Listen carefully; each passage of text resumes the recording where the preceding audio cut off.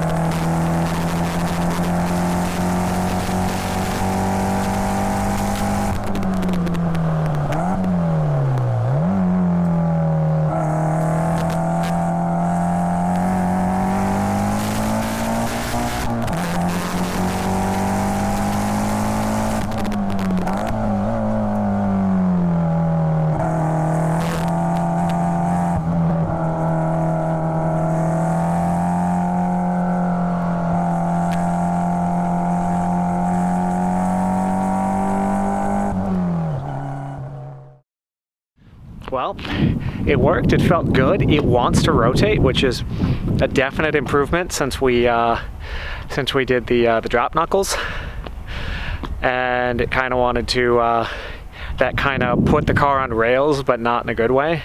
Now it definitely wants to rotate, so it feels great in the corners. Grip feels pretty much endless. I actually kind of like the suspension balance, so I'm going to keep it where it is for now. I did get a check engine light, so I need to look into what fault through that. The other problem is I toasted the brakes in like 2 laps. So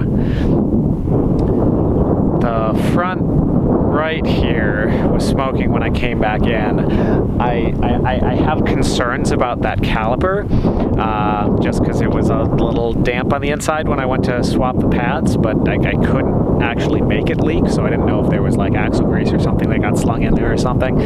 I don't know. But the pedal got a little bit unhappy toward the end there, so I might be forced this weekend to get some 3D prints done for brake air guides for the front there, because right now there's none. I had the Porsche guides on there. They were pretty chewed up, but they were at least doing something. Now I have nothing. It's just titanium shims and that's it. And the car is a fucking rocket ship. I'll have to look at data, but braking into turn 2, I think I was seeing 140 miles an hour or close. Like, it's absurd. I'm gonna look at the data here, but the car's a rocket ship, so we're gonna have a really good time on power tracks. Handling feels great. I need to get used to letting the car be loose a little bit and just providing a little bit of counter steer but staying in the throttle instead of lifting to plant the back end.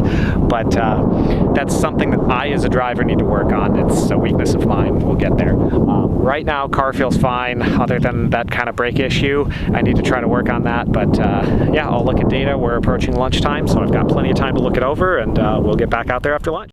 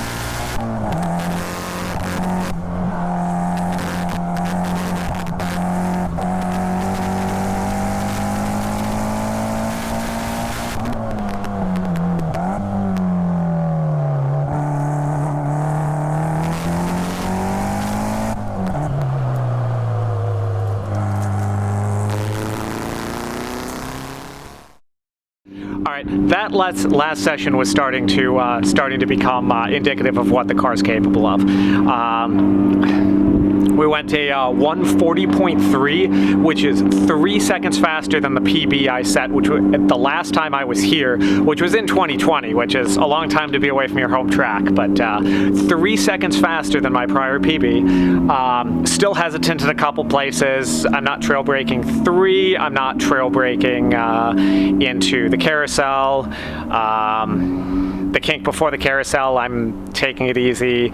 and I'm taking it easy into turn 12. Obvious reasons there for those who know.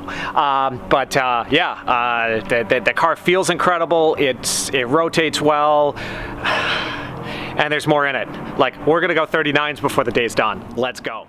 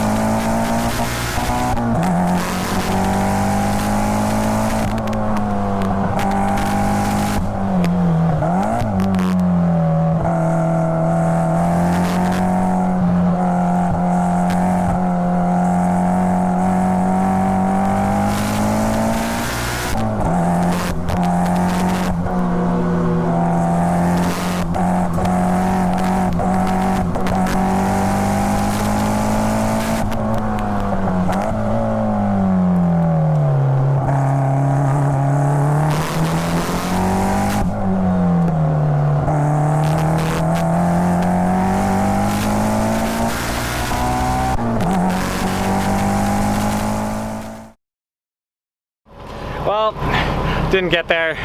Ran 4/10 slower. First lap could have been it, but I don't think the rear tires quite had the heat they needed. I should have pushed a little harder on the out lap. I took it easy, and that obviously cost me. Turn 13 under the bridge. The back end stepped out a bit, enough that I had to pedal it, and that cost me the run all the way down into turn 1 and possibly all the way to turn 2. So a lot of time lost there, and then yeah, I started to claw it back, but it just didn't work. So second lap, the tires weren't as happy, so I wasn't able to gain any time. Tried to push a little bit harder in certain spots. Got up to trail braking 3 a bit more, but then Subaru went off in front of me, and it just yeah, didn't quite work out. Traffic also had me kind of timid on the first lap too, so is what it is. The 39's there, we know it's there. I'm gonna look at data and prove to myself that it's there, but other than that, we had a successful test day. So I'm gonna load up the car, get it home, and then we'll be back at it next weekend in Atlanta. Till next time, Spaz.